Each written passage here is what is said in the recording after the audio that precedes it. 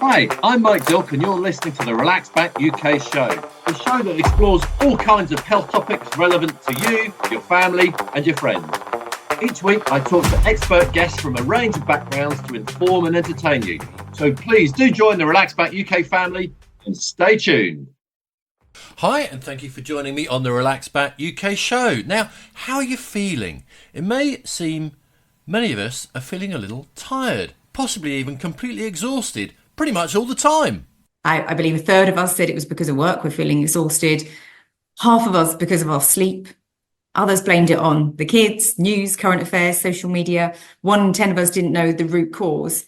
I chat with dietitian Lucy Diamond about this, and we talk about some possible things that can help you if this describes you. Then, what's been spoken about here?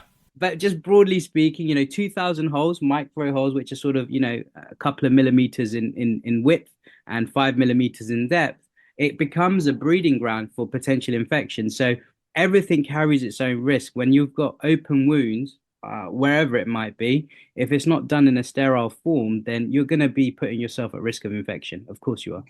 It is hair transplants. And if you're considering one, Dr. Manish Mittal has some advice for you. Please do stay tuned for a great show. This show is cool! Before the first guest, I just want to mention a book I've recently published called Cut the Crap, Ask the Questions That Matter About Your Health. It contains many of the answers to questions that I've asked the experts on the show over the years, and will also encourage the reader to ask questions about their own health. It's available on Amazon and is great as a gift for anyone who's interested in health. It's called Cut the Crap, Ask the Questions That Matter About Your Health. The first topic is being tired all the time with dietitian Lucy Diamond. But my first question to her was, what's the difference between a dietitian and a nutritionist?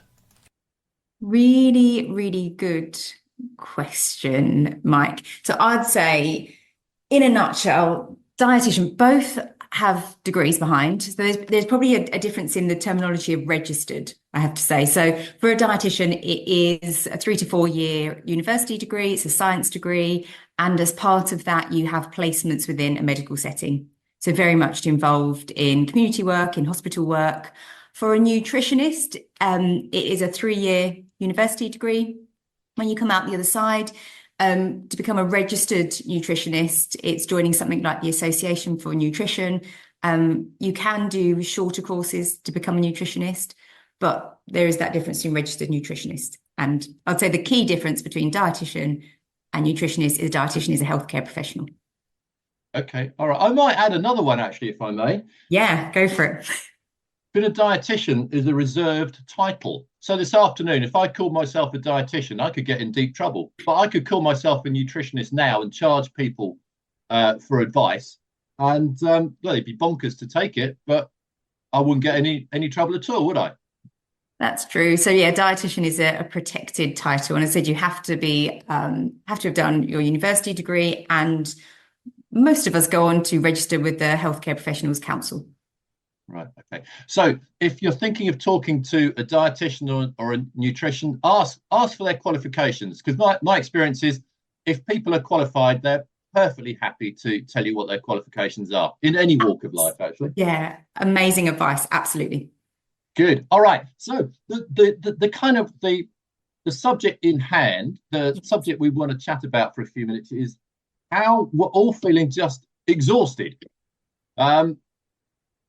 Well, first of all, lots of people do feel exhausted, but is it any worse than it has been ever? I mean, we're always exhausted and always have been, aren't we? Yeah, I feel that. Hopefully I can come to inspire you, but I am painting a bit of a bleak picture to begin with. So I'm on today with some research from Lift, which is a company that specializes in products to help people manage their blood glucose levels, whether that's diabetes, sports, everyday energy. And it's really to talk about some of their evidence that shows exactly that. They conducted a survey and it came back that 71% of us admit to feeling more fatigued now than we did 5 years ago, pre-COVID. Okay. This is the opposite, though, of turkeys voting for Christmas, isn't it? They want us all to feel exhausted because that's their business. Hopefully, but I'm here with that scientific hat on to think about how can we prevent ourselves from feeling fatigued and exhausted? What can we do about it from a day-to-day diet and lifestyle perspective? And then maybe what tricks we have in our back pocket if we do feel exhausted and need that quick energy boost. Okay. Well, I am one of those people that always feels exhausted. You know, I've got a full-time job, I've got family, I've got kids I've got to look after. I'm always running around. Yeah. And I do feel tired. So, Lucy, Yes. give me some advice. What am I going to do about it? Yes. What are you going to do about it? I suppose you highlighted some of the key themes that actually came out in the trial there and the research, Mike. So most of us reported feeling exhausted because of work. I believe a third of us said it was because of work. We're feeling exhausted. Half of us because of our sleep. Others blamed it on the kids, news, current affairs, social media. 1 in 10 of us didn't know the root cause. So I think if we know the root cause, lack of sleep, we can come up with that solution. Let's look at how many hours sleep I'm getting. Am I getting the recommended guidance?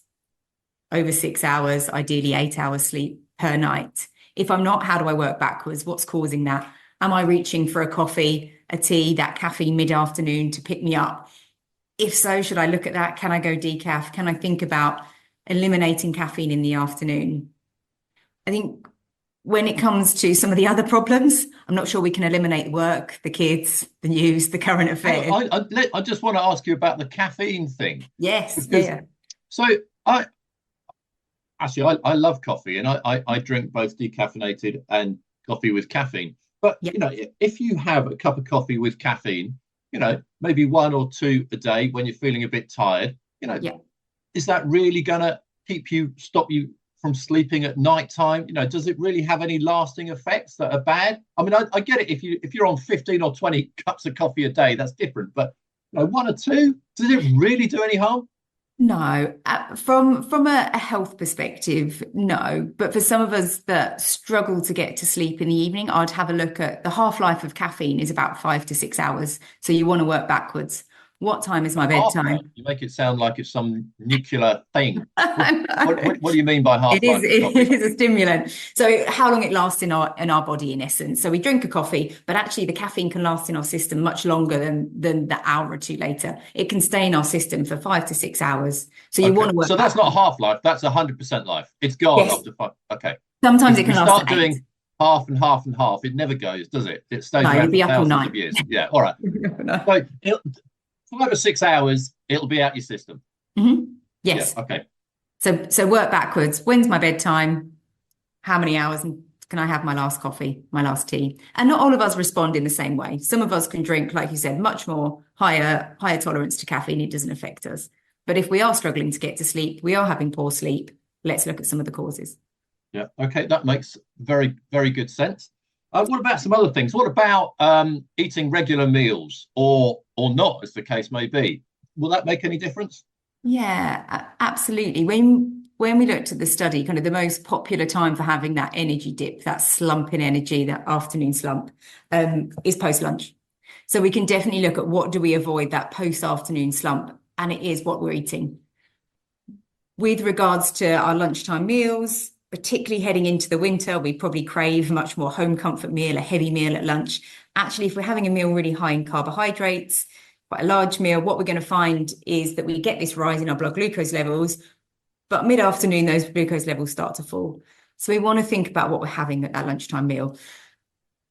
Is it high in fiber? Is it high in protein?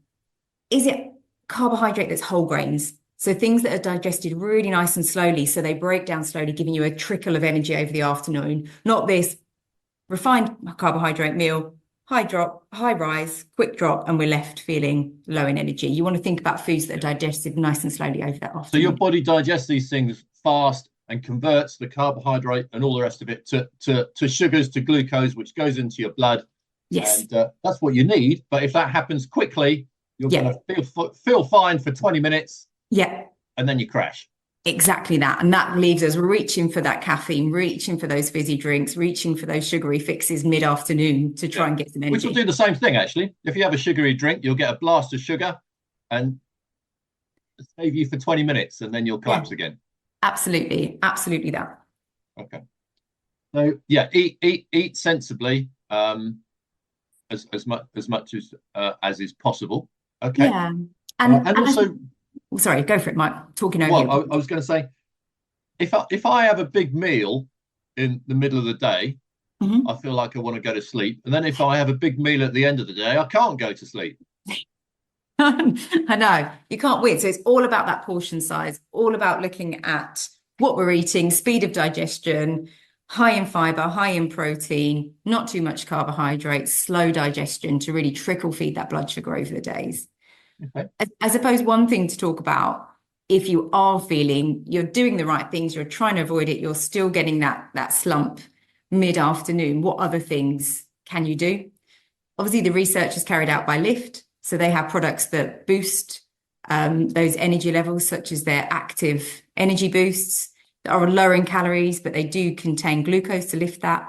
But they have vitamins and minerals. And I think that's where we're often lacking and can feel fatigued and tired.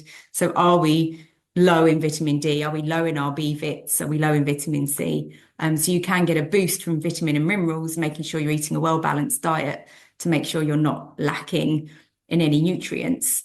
Yeah, that boost, that's not going to come in the next few minutes, though, is it? The glucose will kick in a few minutes, but your vitamins, if you're having a healthy, balanced diet, that's over a matter of weeks or months, isn't it? A longer term vision. Yeah, absolutely. So actually, if you take these things, you'll feel fine for 20 minutes and then crash again, like the other stuff.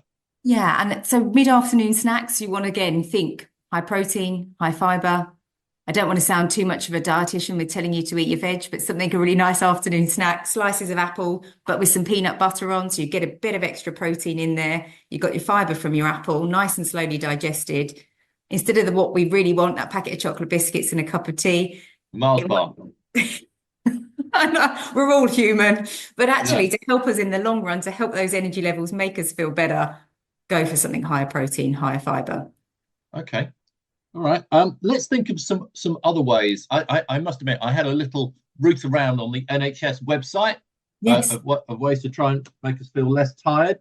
Yeah. And one thing came up, which I thought was interesting: exercise. The last thing you feel like doing when you're just feeling knackered anyway is doing some exercise. Yeah. And it's true. It's the last thing we feel like doing, but actually one of the best things. So light physical activity boosts your energy, improves your circulation, gets more oxygen around your body, and actually can improve your energy levels. And also exercise outside. This is particularly important in the winter months. Some of us can suffer from SAD, so seasonal affective disorder, that can make us feel depressed because of actually lack of natural light.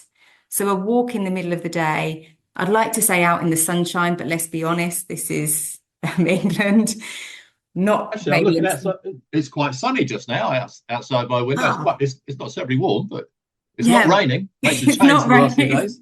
But out in some natural light, need that natural light, need some vitamin D, and get that body moving can really help your energy levels throughout the day.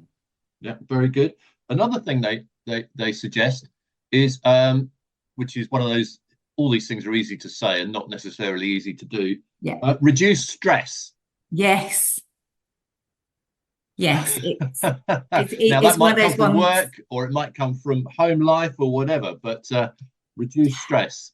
It's one of those ones like saying cheer up when someone's sad, isn't it? Kind of you're stressed, reduce your stress. You want to smack them. Yeah, exactly. I suppose there are some techniques that we can think about in our day for reducing stress. Again, stepping away from digital, stepping away from our laptops, stepping into the fresh air, some deep breathing. It's a bit of Marmite, but some people, for them, meditation, mindfulness during the day can really help you not only reduce your stress levels, but help you stay focused and energized, actually. Okay. Another one they suggested, which I can really imagine, less alcohol. Yes. Why does that work though? So if I have a few beers in the night, I feel like I sleep better. So why am I tired the next day? Yeah, for some people, it actually disturbs their sleep. So you can find us waking, particularly if you've been heavy drinking, you might find you wake in the early hours of the morning, 2 to 4. Actually, your body's dipped in their blood glucose levels. It's waking you up to say, hey, you've been drinking alcohol. What happens when you drink alcohol, sorry to go too scientific here, is your liver stops producing glucose that it normally does overnight. Well, it depends if you've been drinking overnight, but normally your liver can get rid of 1 unit of alcohol per hour. But because it prioritizes get rid of that alcohol, it stops prioritizing that little trickle of glucose you get. So you might find your blood glucose levels dip during the night and you wake up. So people often find disturbed sleep off the back of alcohol rather than sleeping better. Okay. All right. No, And that makes sense. dehydration. I think it's the dehydration as well. So alcohol can actually leave you feeling rather dehydrated the next day. And again, dehydration can lead to fatigue, can lead to low energy levels. So one of my top tips of low energy levels as well, whether it's alcohol or non-alcohol related, hydration is key. Okay. Goodness, right. We've whizzed through quite a few things there, haven't we? Yes. Eating, exercise, sleep, Yes. stress, Yes. caffeine, alcohol, drink enough water. Yeah. Actually, there was one other thing on the NHS website which I thought was good: lose some weight. Yeah. Being a healthy weight, trying to achieve a healthy weight. Lots of health benefits if you're living with obesity or living with overweight, health benefits associated with even 5% weight loss. So reducing your risk of diabetes, reducing your risk of certain cancers, but on a day-to-day, increasing energy levels. Yeah. Okay. We've been through a few things there. You mentioned these Lift active stuff. Anything else that you want to bring in? It's just a big thank you to Lift, really, of some of the research they conducted, looking at why our energy levels are low, what we're reaching for as a result of that. So we're reaching for coffee, 40% of us reaching for coffee, 30% of us reaching for chocolate, 18% of us reaching for fizzy drinks, and about 40% of us admitting we're reliant on these quick energy fixes. So it's been a pleasure working alongside them and thinking about actually what can we do to combat the nation's low energy levels. Yeah, but these things do actually contain what sugar contains, don't they? So I mean, this is like a short-term fix occasionally. It's not something you should have every day. Yeah, absolutely. So Lift has worked really closely, and their products are used extensively within diabetes management. So managing blood glucose levels, used in sports to help manage, again, blood glucose levels, energy levels as well. But with their product containing vitamins and minerals, it could be an option, a lower calorie option of an energy boost. Not something I'll be saying have every day as part of your diet as essential, but there is a back pocket go-to with some vitamins and minerals in should you need that boost. But the focus here is definitely about avoiding those slumps in energy, those top tips of things that we can do day to day, looking at avoiding heavy meals, having nice, well-balanced meals, thinking about staying hydrated, getting moving, getting out into the sunlight, managing your caffeine intake, prioritizing your sleep, and lots of top tips for thinking about how to manage that work-life balance. And eat your veg. Eat your veg. There is lots of scientific papers on eating your veg, 8 to 10. I have to say, I do get worried sometimes. I live in London, well, just north of London. I go into London quite a lot, and I'm on the tube. And these adverts on the tube, there's 5 adverts opposite a bank of seats. And I sit there and count the number of adverts which are for supplements and vitamins and this sort of thing. And it's not that uncommon for 2 out of 5 to be for supplements and vitamins and all this kind of thing. And I sit there and I think, well, you know, do you really just end up with expensive pee? And if you eat a well-balanced diet, you don't need it anyway. It looks like just marketing so that we buy some of this stuff. And it's, you know, it worries me. Is it really necessary? Yeah, as a dietitian, I'm with you, Mike. I'm food first. So can we get what we need from our food? Majority of the time, yes. I think with our work lives and our patterns, being indoors, the weather, vitamin D, questionable whether we get enough. So that's probably one supplement that I always say, actually, we probably should explore. And in COVID, the government changed the rules to say everyone should be having vitamin D throughout the year. But with regards to the other vitamins and minerals, if our diet is well balanced, then yes, we should be able to get everything through there. If we are not eating well for various reasons, then we could consider a multivitamin supplement. But you're right, kind of what you don't use from it, you would pee out. But it is weighing up, what does your diet look like? For me, maximizing food first. Sure. Okay. One other issue that I do think about, and this might be a bit unfair question for a dietitian, because it's not so much about our guts and our body, it's about our teeth.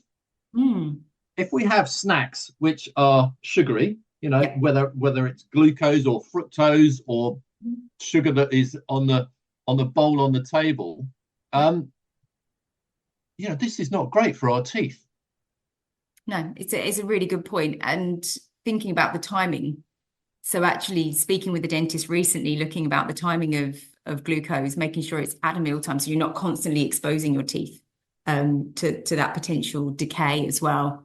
But it is something actually we probably should talk about more as dietitians, because we talk about gut health, we talk about energy levels, we talk about long-term health, but actually your teeth are part of that bigger picture. Very, very much so. All right. So look, this is an important topic because it does affect everyone. Everyone feels a bit tired at some point. Yeah. If people are worried because they're thinking, blimey, I feel a bit tired every day, or a bit more than I feel I should be. And actually, they do want to try and do something serious about it. What is a good source of information for them? Yeah, absolutely. I'm here on behalf of Lift today. We have some incredible blogs. They are backed by scientific evidence. They have professional writers writing evidence on their website, so liftglucose.com. Another source of information would be somewhere like the British Dietetic Association website from a dietary perspective. Obviously, if you are feeling extremely fatigued and you need to talk to someone about it, it's not normal for you, then I would say consult a healthcare professional, speak to your GP, check your Actually, that could be an important point that we haven't touched on yet. Could this be a symptom of something a bit more serious, other than just being a bit tired? Yeah, absolutely. Absolutely. So you have to think, what is normal for me? Is this my work-life balance? Is it my stress? Is it my health? So it's a point to be taken seriously. Absolutely. Yeah. Okay. Thank you very much indeed, Lucy, for taking the time to chat. Much appreciated. It's been an absolute pleasure. Thank you, Mike. Dr. Manish Mittal is a hair transplant surgeon, and my first question to him was, what's the route to becoming a transplant surgeon? Yes, it's an interesting question. There is no real route, actually. There is no formal training in the NHS for such procedures. So someone like myself generally needs a mentor who will guide them through the early stages. And frankly speaking, it's about, going and looking for training opportunities yourself. So I've traveled around the world to acquire skills and amalgamate them into what I believe to be the best practice. And ultimately, when you first start off in your career, you're working on patients, and you aren't as experienced as what you could be, and you don't really know what you don't know at that stage. So you're practicing by learning on patients, but generally speaking, you have to kind of forge your own path in this sector, unless you're very, very lucky. Generally, I prefer surgeons that are not practicing on me, but have generally kind of done the practicing on someone else, I'd suggest. Well, it's called the practice of medicine, right? So I think every patient is potentially being practiced on. Yeah, no, I get it. All right. So, but it's different. So you're not a medic. You haven't been through medical school, and then all the same things. I have. Yeah. So so when I talk about training, what I'm talking about is post-medical school. So okay. My background is I was doing orthoplastic training in terms of surgery. I broke my ankle, which meant that I had to find something a little different, something that I could do sat down. Ironic that is, because I was doing orthopedics, and then I go and break my own ankle. And I was very fortunate. I kind of knew a lot of people in the sector, and they kind of guided me to doing something that I could do largely sat down. When you're working for the NHS, you're on average doing 30 to 40,000 steps daily, going between wards, going to A&E, on call, and so forth. And that's very tiring on a normal ankle, let alone an ankle that's not 100%. So that's Okay. why I kind of had to turn my hand to something a little different. So yeah, I went to the University of Leicester for medical school. I worked for the UCL Deanery when I graduated, and that encompassed, general surgery, orthopedics, a bunch of different specialties. And then ultimately, while I was in training for orthopedics, I had to let go of that number and focus on something full time. And for me, that's become hair restoration surgery. It's what I do day Okay. in, day out.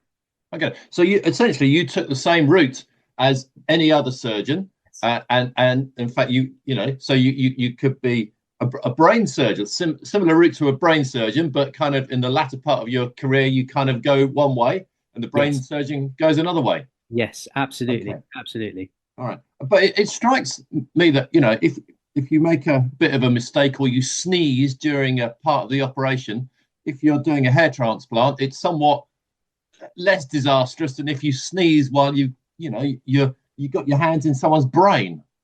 No, I would say, yeah, I think both can be quite catastrophic actually, because when you're doing hair restoration surgery, you're creating lots and lots of micro holes.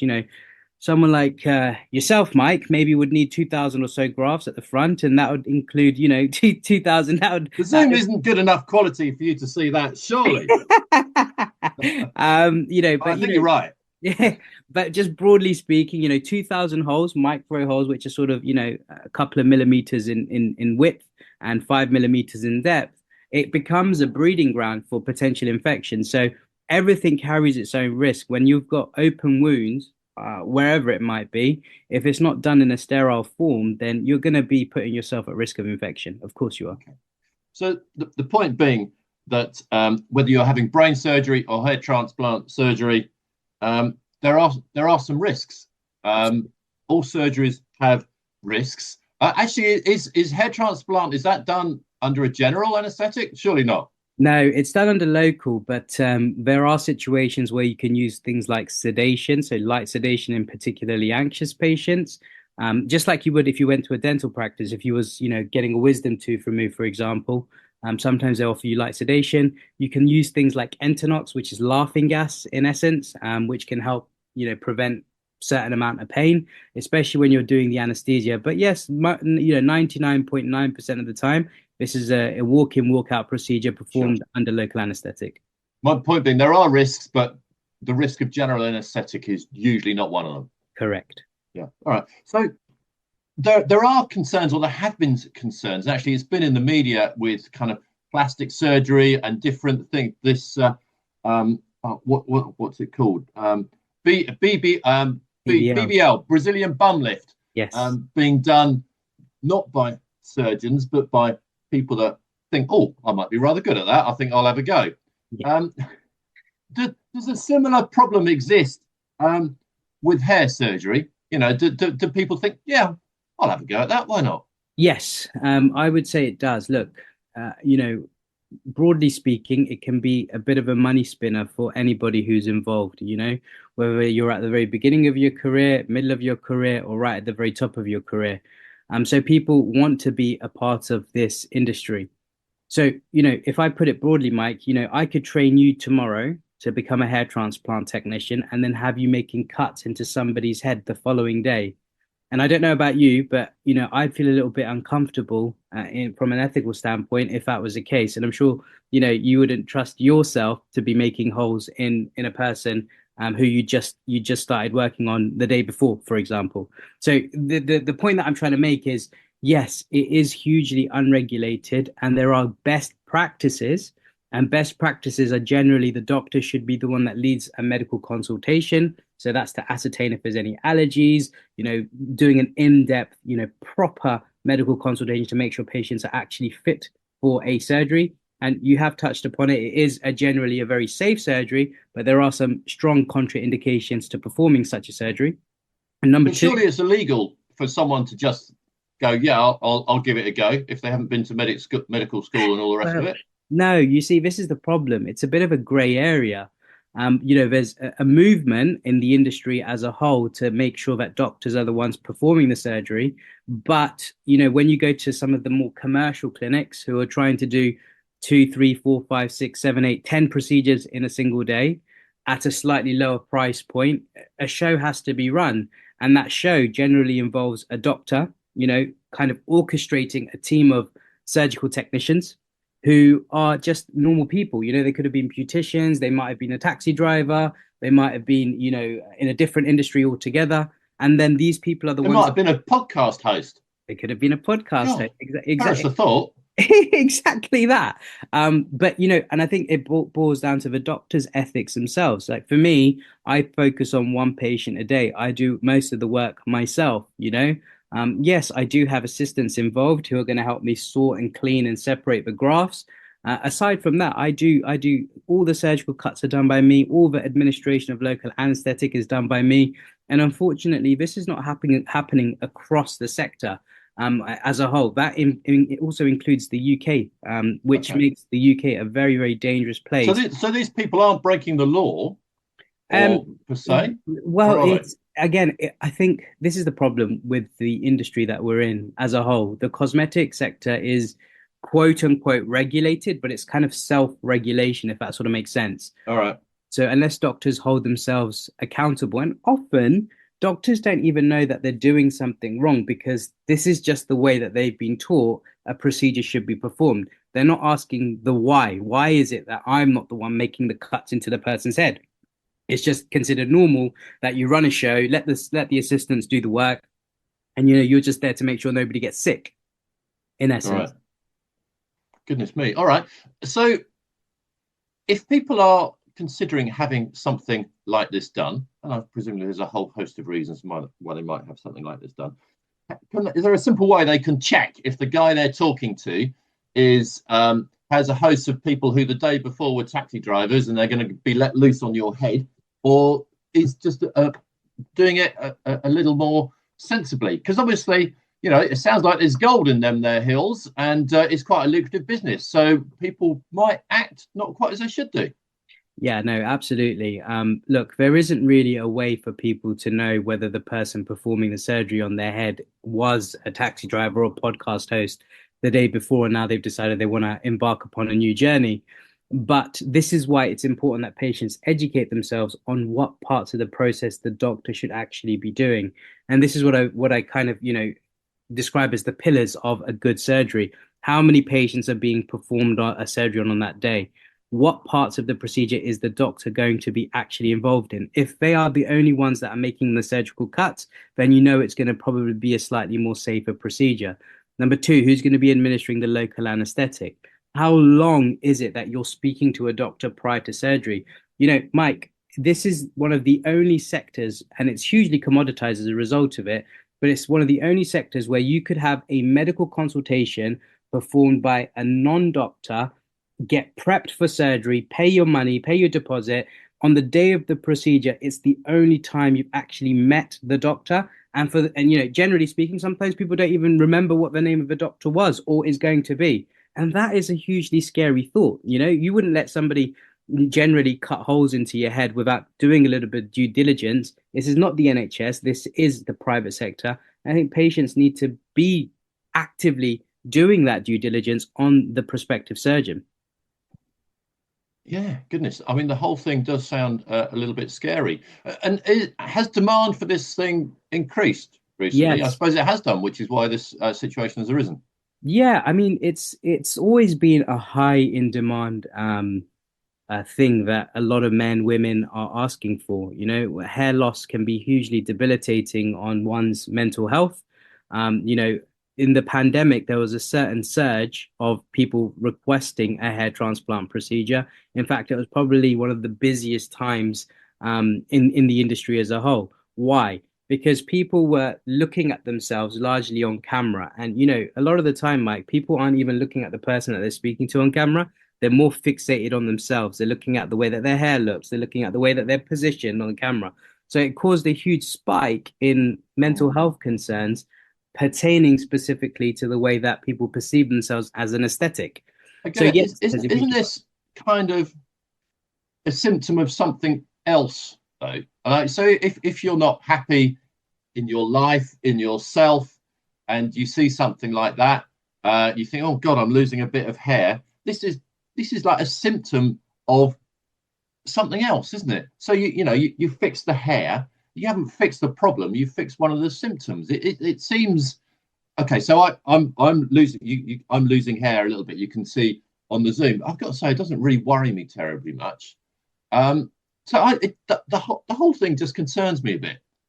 I think, I think it would be a bit premature to trivialize the entire industry with one smooth remark, but I will tell you this much. I speak to patients day in, day out who have a huge negative impact from the hair loss in itself. They can't go on dates. They catch themselves in a reflection of just a window, and they leave that social scenario. People, cowering themselves. They don't have the same confidence as what they might have had a decade prior. When you walk into a room, you don't stand up tall. You kind of hope that nobody notices and you go and sit. So it holds people back in their life. It really does. And I see the remarkable changes within 12 to 18 months. The same person who was not really smiling, not really joking, comes back in 12 to 18 months time and says to me, Manny, it's truly changed my life. I've got a girlfriend. I've got a better job. I'm doing far better in life. I've lost 2 stone. It's kind of, snowball. It's a snowball effect, right? It's pushed people into, and you're right. It is treating a symptom, but that one symptom, when treated, can have a huge impact on the quality of that individual's life as a whole. And, and that's important. Yeah, of course. I mean, when people come to you saying they're thinking of having this done, do you ever kind of counsel them? Have you ever refused a patient because you think they're going it for the wrong reasons? 100%. And I think motivation is really important. Understanding, and part of it is a bit of and this is why I talk about it being a medical centric consultation, because you need to dig in to the psyche of the person. What is it that they're hoping to achieve? What are their expectations? What is the long-term goal? What, really and truly, it shouldn't just be a case of, my girlfriend told me I'm losing a bit of hair, so I should go and get this hair transplant. No, it has to be more than that. Or, some people have very unrealistic expectations. I want to have a hairline just above my eyebrows. Well, that's not going to happen either. So yes, absolutely. There's a huge amount of counseling that goes into a hair restoration procedure before you say yes. And that's important. Yeah. On this show, I've actually spoken to a plastic surgeon who was in the States, actually. Mm-hmm. And he, in his heyday, he was one of these guys that did 8 to 10 operations a day, etc., etc. I won't give you his name. But he said it wasn't unknown for, if he had done surgery on someone, that then their relationship broke down after that. They felt they were punching below their weight. Suddenly they were much better looking, they were much more confident, so they went off and found another partner. This worries me. I mean, look, that could happen in any walk of life. And like you said, maybe you're treating a symptom of a bigger problem to a certain extent. Maybe they're already unhappy in that relationship. Maybe they already feel a little bit undervalued in that relationship. And I think that's an important thing. It's not going to just be because, hey, I've got a better looking face, I've got more hair, I feel a little bit tighter in my body. It doesn't work like that. You are, at that point, you are just treating a symptom of a bigger problem. And this is why counseling is hugely important. Understanding people's motivations. No, I get it. All right, interesting. Let's rein it back into the kind of in some ways the more immediate issues. If you're thinking about this, you've suggested some questions you should ask a potential surgeon. Is there kind of a list, a professional body that you can go and check and see if your guy's on that list? Yeah, I mean, the main list that I am a part of is the International Alliance of Hair Restoration Surgeons, and it's a body of surgeons, 70 to 80 top world-class surgeons across the world. So, and these are vetted surgeons, right? That's what I'm getting at. A list of vets, so you can see, right, my guy, he's got, he's passed the various credentials, he's been okayed, he's on the list, he probably won't make a muck up. Yeah, and I'd say the only list that I'm aware of that actually provides something like that is the International Alliance of Hair Restoration Surgeons. It's actually a consumer-facing list, and it's not, there's a bunch of lists which is associated more to teaching, collegiality, doesn't really tell you whether the surgeon is any good, okay? But the International Alliance of Hair Restoration Surgeons, it is a list which specifically categorizes the best surgeons across the world. They've spoken to countless patients of that specific surgeon. There's probably only about 7 or 8 in the whole of Europe that are a part of that list, and I'm one of them. And across the world, there's probably only about 70 to 80 or so. So I'd certainly recommend people look at that list. I think it's also important in the UK, particularly if you are going to go to a licensed physician, check the GMC, make sure that they are still certified and good to go from that regard. And also ask people for their indemnity. I think people need to make sure that their doctor is correctly insured, because if something went untoward, insurance is also very, very important. All right. So there's some things there that are really worth checking if you're thinking going down that route. If people are listening to this, I think, right, I'd like to check out a bit more. Is there sort of a resource they can look at online as a bit of an aid memoir for some of these points you've raised? Yeah, I mean, look, my website is a pool of knowledge. It's called, the Mittal Hair Clinic is the name of my clinic. Website is just www.mittalhairclinic. That in itself will give you a nice introduction as to what part of the processes a surgeon should be performing. They can look at the British Association of Hair Restoration Surgeons, and they offer a good amount of information. I chose not to be a member of it. I went straight to the International Alliance of Hair Restoration Surgeons. But if you're looking for a good doctor in the UK, the BARS is a good pool of information on the whole. Doesn't necessarily mean that the surgeon's any good, but it certainly gives you kind of a good starting point on what questions you should be asking a specific surgeon. Excellent. All right. Look, that's interesting, useful for people that are considering going down that path. So many thanks for chatting. Thank you, Mike. Thank you very much. Thank you very much to my guests on this week's show, and they were dietitian Lucy Diamond, talking about lack of energy and feeling tired all the time. Dr. Manish Mittal, he's a hair transplant surgeon, talking about transplant surgery. And of course, thank you to you for listening, and have a healthy week until next week. Thanks for listening to the Relax Back UK show.